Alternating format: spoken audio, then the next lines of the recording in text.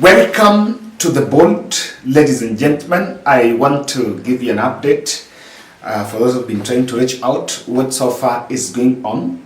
I've been trying to keep trail of different developments. Now, security officers were deployed in different areas surrounding State House in Nairobi and also in CBD in preparation for the Azimio protests. And around 9 a.m., police officers arrested Azimio protesters that convened outside KICC building in Nairobi and bundled them in a waiting lorry. Also, there is another Azimio protesters in Kibra engaged the police in a bit of a clash because they were blocked around Olympic on their way to town, and quite a number of them retreated then to the streets. So they did not make their way to town. Police officers also chased away youth sought to access KICC around Nairobi Central Business District. Police lobbed tear gas at protesters in Kibera who sought to march to Nairobi CBD. Demonstrators started pelting in stones. Winnie Odinga is also saying that he's also complaining that her electronics were hacked. She have affirmed that she will participate in the planned demonstrations later. The journalists that camped, and that's the few that I've trained to, personally I've spoken to, that were around Raila Odinga's residence are saying that no activity is yet to come out. There is a barricade, but it's way far, it's a bit far from Raila Odinga's place. The police have taken a tactical cover around the place, but we're not yet sure whether it's going to come out. The media has not been allowed to get in, but it's relatively quiet. Not even sure whether Raila Odinga himself is there, so they're just waiting to see. Also, the same Martha Karua's residence is locked and very quiet. He's not yet been seen coming out. So, relatively in Nairobi, I think protesters, the police are trying to engage to repulse the protesters from accessing the CBD. Remember, that is what Raila Odinga planned for. That's what Raila Odinga planned, that they will engage CBD, they will meet in the CBD, then from the CBD, then plan to make their way to State House. All the roads, even the motorists that normally apply that route, are blocked and redirected to use alternative routes. And from what I'm seeing, I don't think there is a strategy to lock out numbers that could access the CBD, even though it is right to report that businesses have closed. No one is operating within town. In fact, the town is relatively calm. So, I don't know, maybe the team that were to be led by the Cleophas Malala and the Nairobi Central Business, the business community that was also supposed to do their protest, I am not seeing them. I don't know whether they are there. And I think according to the security officers, it's like that protest is illegal and it's not going to be allowed. And they're not going to allow the protesters to go to town. Something that, according to me, I think they need to look at it critically, because Raila Odinga, I listened to a speech yesterday saying that they did not mean to just make sure that no one goes to town. Rather, they meant their word of making sure that people are not going to, they're going to cause economic shutdown. So even if you successfully repulse protesters, but then the feeling of, and you know, me I say that I don't think Raila Odinga's plan was to overthrow William Ruto. What has actually been going on is just a plan to cause economic sabotage and maybe cause a bit of that standstill that could have been achieved. I don't know for how many days if Raila Odinga and the team are going to, if Raila Odinga and the team are the ones that are supposed to communicate to people about,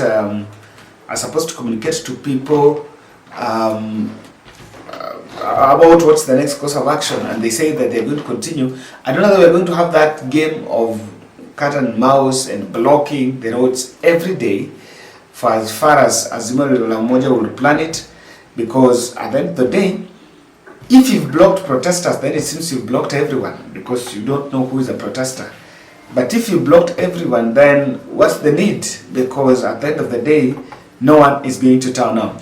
I am picking an issue with the Winnie Odinga gadgets. Is saying they are completely not working, even though I'm wondering which one has she used to communicate, to speak about this in Twitter. So I want to leave you with some different videos that we've gathered from different parts of the country of so far what has been happening, and we come back here, we'll try to look at more analysis as story develop.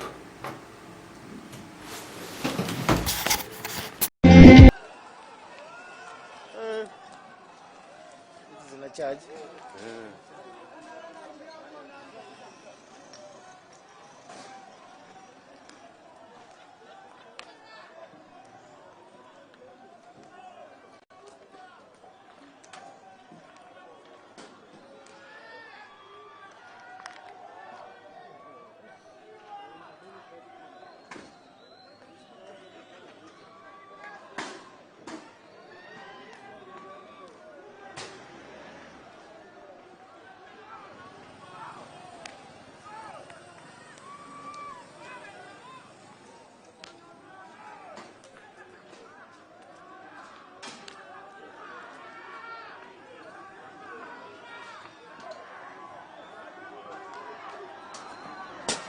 Hapa si mjitoe mwafu.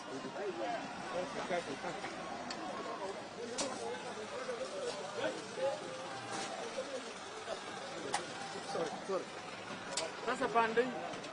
Ya gazi imeisha basi.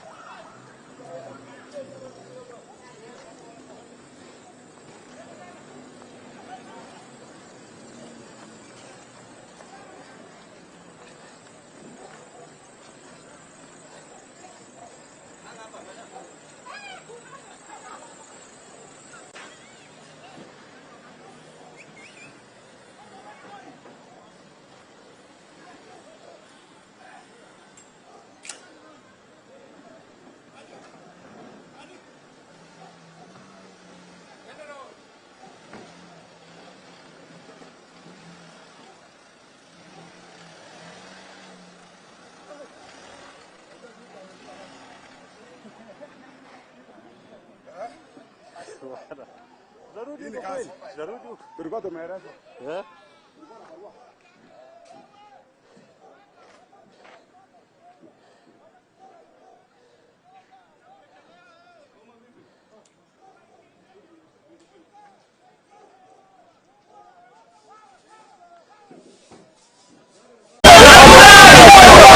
Are manning the roads here, just trying to clear to ensure that motorists actually drive smoothly and access down, because there was a bit of a traffic snarl up here because of the running battles that was occurring here between the police and the irate youth. So only remember that the youth coming from Kibra, of course, are supporters of their was the leader Raila Odinga. And given that Raila Odinga was the member of parliament for Langata before it was divided into two constituencies, that is Kibra and Langata, for actually 3 terms, and of course that is why he has huge support from Kibra. And what they're trying to do is move from Kibra towards the CBD, where there's a new leader. Raila Odinga had announced that all his supporters will congregate at the CBD in order for them to advance towards State House Nairobi. But the police are trying all they can to ensure that they actually block the youth from accessing the CBD.